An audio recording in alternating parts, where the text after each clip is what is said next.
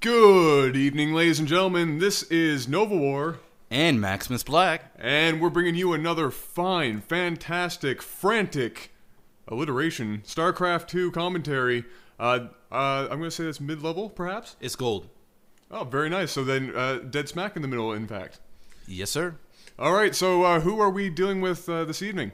All right, we've got Ross, and he is a yellow Terran starting in the south position. And up top here is HwaiTaeng. What? We're calling him Hawaii. Hawaii it is, and he is a blue Protoss starting up in the north position. And if you guys don't know already, this is Blistering Sands. And one thing about Blistering Sands is we do have these destructible rocks there and there. So that is something to keep in mind. Yeah. So yeah, Protoss versus Terran.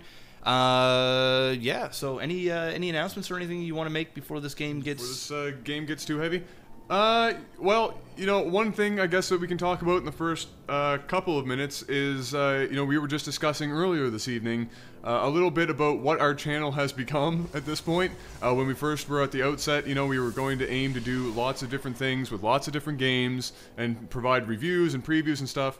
But that's all copyright material, and so we have to avoid that because that's not good. And so at this point, what we're going to do is we're going to focus on StarCraft. That's our mainstay. And then maybe down the road when we have a bigger fan base, if you guys want to see it, you know, we're going to get into that kind of stuff and go out and buy some equipment to allow us to record our own things, and then we'll be able to do some of that stuff. But for now, I think we're making the official announcement that LifeSAGlitchTV is now 125% StarCraft 2 all day, every day. Come get your fix. We're here to stay. Oh! Dropping rhymes. I'm a poet and I didn't even know it. Wow, you are rhyming today, sir. So yes, you heard it. You know, when we first said when we came out, if you watch our Life's a Glitch 101, we expected to do game reviews and stuff. It's not happening because of copyright material. So until we can afford to get new gear where we can record all these things by ourselves, we're gonna have to wait. So yes, StarCraft 2, keep sending in your replays, and let's get right into the action here. And it actually looks like HwaiTaeng is pumping some gas here. Let me see what we got going on. Getting his second assimilator going, and getting that Cybernetic core and gateway. You know, that was a very fast dual assimilator, and you know, when he first started out, if you guys were paying attention, he went pylon assimilator, not pylon gateway, and so that immediately tells me that he is up to something really strange, and I'm interested to see where this is going, especially with dual assimilator so early in the match. Yes, sir, and you can see that now he's taken the lead in gas by double, so it looks like he's planning on maybe getting some Immortals, maybe some Sentry, maybe Void Ray. The options are out there, but he's definitely looks like he's going to be playing a macro-based game, and it looks like he is going to be teching to do something big. Yeah, you know, I'm very interested to see what's going on. Terran, on the other hand, right now seems to be saving up for something. You know, he's got his orbital command up. He's using it to pump out Mule, which leads me to believe he may be going for a quick expansion. Yeah, a quick expansion, and there you go. There. Are you psychic? I do my best. Call me now. Okay, but yeah. So it looks like Terran is gonna get that fast expansion. This is risky. So to all you Terran players out there, this is a ballsy move. This is aggressive, especially when you've decided not to wall off and decided to kind of stay here in and around your mineral line. You know, if Protoss were to come down right now, he would be in a world of trouble. That's very true, and if we go up and look at what he's up to, what is that building in the top left? Dear God, it's a fleet beacon. Okay, so now at this point, what are the options at this point? He's still going heavy macro. What is going to come out of that fleet beacon?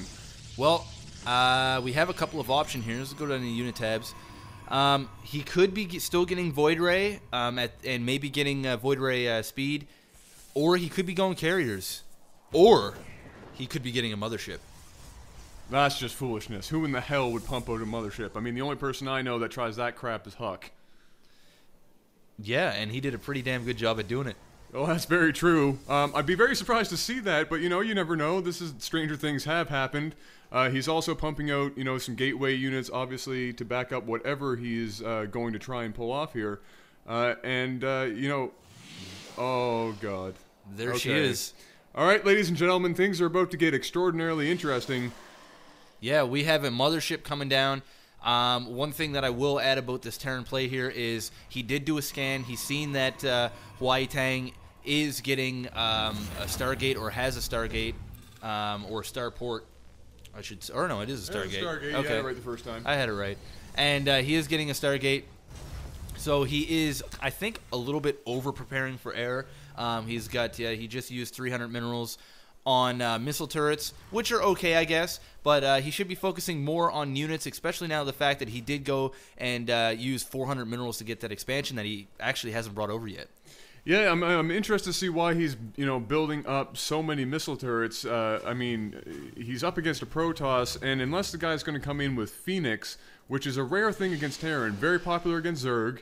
I haven't seen it happen a whole lot against Terran using the Phoenix to pick up those units. But you know what? Well, I guess some people just like to be a little more prepared than others. But like you said, I would have liked to see him pump out some more units to prepare for what is now going to be a very interesting attack. One thing that a wise Asian man once told me: the best, the best defense is good offense. So to all of you kind of lower level players that kind of turtle up and get scared and just kind of D up. Adam's is that an actual like Chinese proverb, or are you just like pulling that shit right at your ass? It was half and half. But I thought it sounded cooler because, I mean, Asians are way smarter than we are. They are very wise people, and they can play Starcraft. Much. Just okay. Okay. Anyways, like I was saying, the best. Part of waking up is Folgers. That too. Or Tim Hortons if you're Canadian. That's true. But yes, if the best type of defense is good offense, you should not be turtling up and just massing defense all the time. And there she is, the mothership. Just in case the folks at home didn't catch that, you want to repeat that one more time? The mother of all ships. It is here, and it looks like it is about to do some serious ponage, but it does not want to engage in all these units. I think Ross just found out this mothership gets enough charge, and it has enough charge. It could do a mass recall, and as I see here, all of these units are balling up, and I can only expect or suspect the worst. That's very true. And you know what? If we go back up to blue real quick, it looks like he's brought in some probes, which means it tells me he's not only going to mass recall, which he just did. And there it is. And he's going to probably build a pylon or something, maybe a couple of cannon to help bring in reinforcements.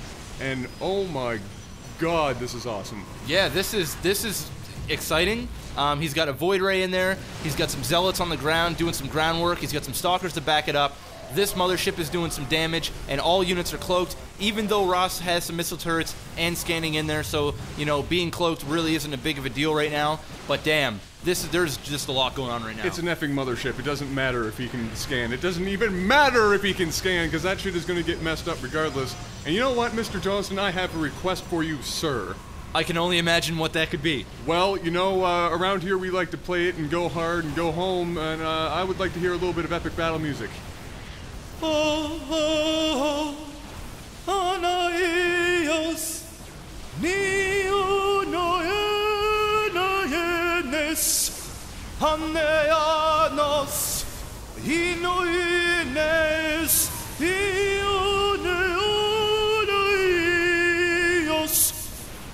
Ladies and gentlemen, this has been LAGTV. I'm Adam. And I'm Jeff. Rate, comment, and subscribe. We love you. Keep sending them in. Peace. Peace out.